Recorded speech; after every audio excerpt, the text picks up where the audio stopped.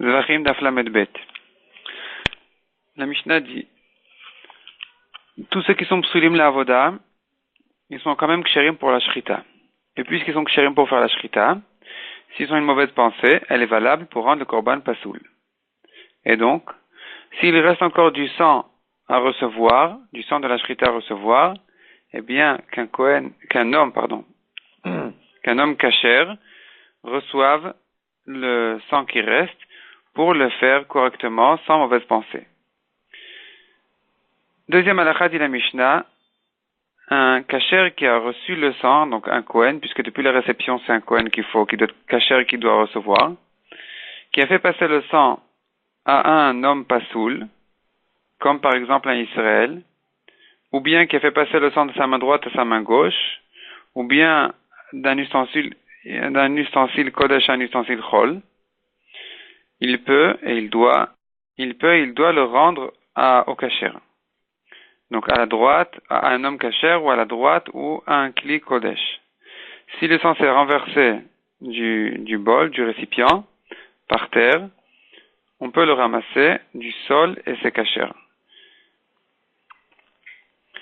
Autre halakha dit la Mishnah, si un homme pasoul a jeté le sang sur le misbéach, mais pas à sa place précise, peut un kohen kasher recevoir à nouveau le sang qui reste de la shrita pour le jeter à sa place au misbéach.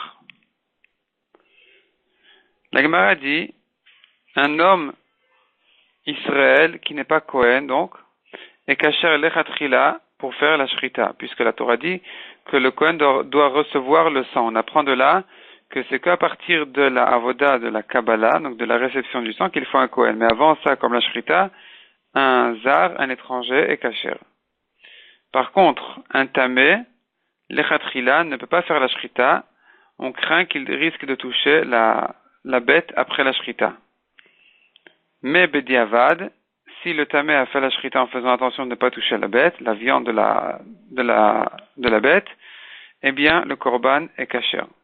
La Gemara apprend ça du pasuk qui dit, donc en fait la Gemara l'objecte du pasuk qui dit Vesamach veshachat, il doit appuyer ses mains sur le korban et faire la shrita, de même que la smicha, donc d'appuyer ses mains sur le korban se fait avec un taor, de la même manière la shrita doit être faite par un homme taor. Répond la Gemara, cette halakha n'est que midérabanan, midéoraita, un tamé peut faire la shrita.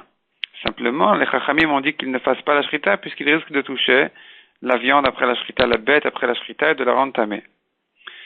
Et la Gemara explique pour quelle raison il est plus évident que le taor doit faire la smicha plutôt que la shrita, puisque mideoraita, un taor doit faire la smicha donc, tandis que la shrita peut être faite minatora par un tamé. Et même midrabanan, on apprend que la shrita de la smicha, puisqu'il est plus évident que la smicha doit être faite par un taor. Et la raison pourquoi la smicha doit être faite par un taor, c'est parce que c'est écrit à propos de la smicha, l'ifne Hashem devant Hashem. Donc devant Hashem, c'est dans la Hazara, un endroit où les tmeim ne peuvent pas rentrer. Tandis que la shrita, malgré qu'il est écrit dans la Torah l'ifne Hashem veut dire que la bête doit être devant Hashem dans la Hazara, mais le shochet lui-même peut se trouver en dehors de la Hazara, utiliser un long couteau de shrita qui rentre dans la Hazara et qui fait la shrita à l'intérieur alors que le shochet reste à l'extérieur. La Gemara ramène un deuxième avis, Rav Chisda, qui dit l'inverse, qui dit que de même que le shochet doit être taor, de la même manière, celui qui fait la smicha doit être taor. Et pourquoi c'est plus évident, selon Rav Chisda, que le shochet doit être taor? Puisque lui, il pense, comme le man de Hamar, que le shochet doit être encore plus à l'intérieur que la bête du korban. Donc lui, évidemment, doit être taor, puisqu'il doit être l'ifne Hashem, devant Hashem dans la Hazara, un endroit où les tmimim ne peuvent pas rentrer. Donc de même que le shochet doit être taor, de la même manière, on apprend du pasuk que celui qui fait la smicha, il doit être taor, puisque sans cette dracha, j'aurais dit que le sommaire qui fait la smicha, il peut rester à l'extérieur et ne rentrer que ses mains. Kamash malan, que lui aussi doit être taor.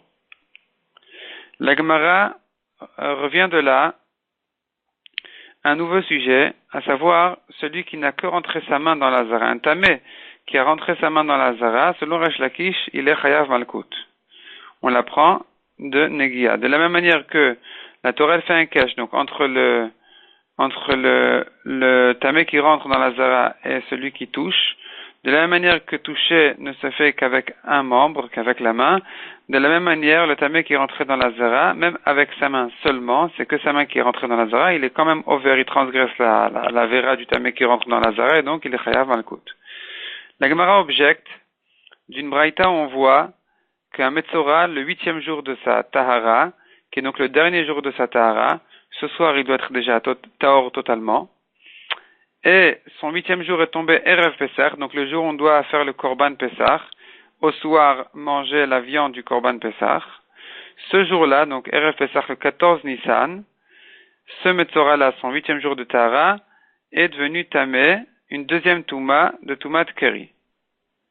S'il s'est trempé au mikvé, il est encore Tamé Tvoulium. Jusqu'au soir, il est encore Tamé, et pourtant on lui a permis de rentrer ses pouces dans la Hazara, de manière à lui mettre du sang du Korban du Metzora pour le rendre Tahor, malgré qu'a priori il n'aurait pas pu le faire puisqu'il est encore Tamé, il est encore Tvoulium, à cause de sa deuxième Touma, on lui a quand même permis de le faire. Pourquoi? La Gemara explique, viendra un assez, une mitzvah tassé, donc il peut transgresser une mitzvah tassé sur laquelle il n'est pas chayav karet, c'est-à-dire de rentrer ses doigts, ses pouces dans la Hazara, de manière à accomplir une mitzvah tassé sur laquelle il peut être chayav karet s'il ne l'accomplit pas, c'est-à-dire de manger du korban pesach en son temps. C'est pourquoi on lui a permis de transgresser le assez sur lequel il n'y a pas de karet, et d'ailleurs d'après Rabbi Yochanan, c'est même pas un assez minatora, ce n'est qu'un isur midrabanan, minatora, il peut se tamer à ce tvoulium, il peut rentrer ses pouces dans la hazara. La Gemara objecte de là que si vraiment c'était considéré comme rentrer dans la Hazara, de rentrer ses doigts dans la Hazara, eh bien, pourquoi est-ce qu'il n'est pas chayav karet? Il devrait être chayav karet. Ça s'appelle comme s'il était rentré dans la Hazara, il devrait être chayav karet. Donc pourquoi on a considéré le fait qu'il rentre ses doigts dans la Hazara comme un assez sur lequel on n'est pas chayav karet, qui n'est pas un assez chamour, alors que, selon Resh Lakish, dès qu'il a rentré sa main dans la Hazara, il est déjà chayav malkout. Donc, si vraiment il a transgressé le issour d'un tamé qui rentre dans la Zara, il devrait être aussi chayav karet. De là, on voit que ce n'est pas considéré, que de rentrer ses doigts n'est pas considéré comme rentrer vraiment son corps dans la Zara.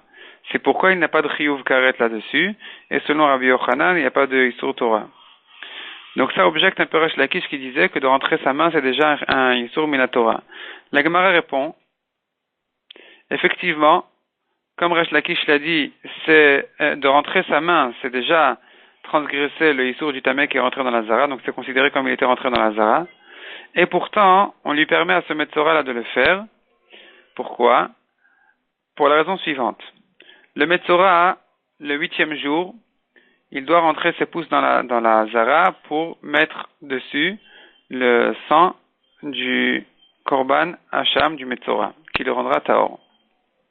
Donc, puisque la Torah a autorisé exceptionnellement au Metzora de rentrer ses pouces dans la Hazara, de manière à se purifier de sa tzarat, puisqu'on lui a déjà permis, on a déjà repoussé donc le problème de sa Touma tzarat, eh bien, si déjà sa tzarat a été repoussée, autant dire que sa deuxième Touma aussi est repoussée, et si déjà on lui permet donc de rentrer ses pouces Betouma dans la Hazara, eh bien, il a qu'à les rentrer malgré sa deuxième Touma aussi. De là, la Gemara apprend, selon la Maskana, que de la même manière, si le Tzibour, donc la majorité du Tzibour, du Klal Israël, ont une Touma Tmet, or nous savons bien que la Halakha dit Touma D'Chuya Betzibour, c'est-à-dire si le Tzibour est tamé, si la majorité du Klal Israël est tamé, on fait le Korbanot malgré la Touma. Donc s'ils sont déjà Tmé Metim, et qu'après ils ont une deuxième Touma de Ziva, si déjà la Torah a repoussé la première Touma, eh bien la deuxième Touma est aussi repoussée, et donc on n'en tient pas compte, et on peut faire quand même les Korbanot Betouma.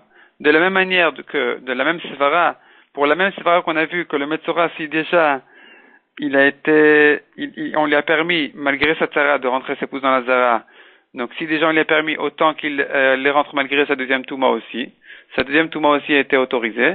De la même manière ici, sachant que la Torah a dit que la Touma est repoussée Betibour, donc on n'en tient pas compte. Donc malgré que la Torah a parlé d'une Toumat Met, mais puisque déjà la Toumat Met a été repoussée, donc on la considère pas pour interdire de faire les korbanot, puisque le Tibour est amé Toumat Rouya, même si on ajoutera là-dessus une deuxième Touma, comme Toumat Zavim, celle-ci aussi sera repoussée, on ne la considère pas, et donc le Tibour pourra faire ses korbanot malgré la Touma.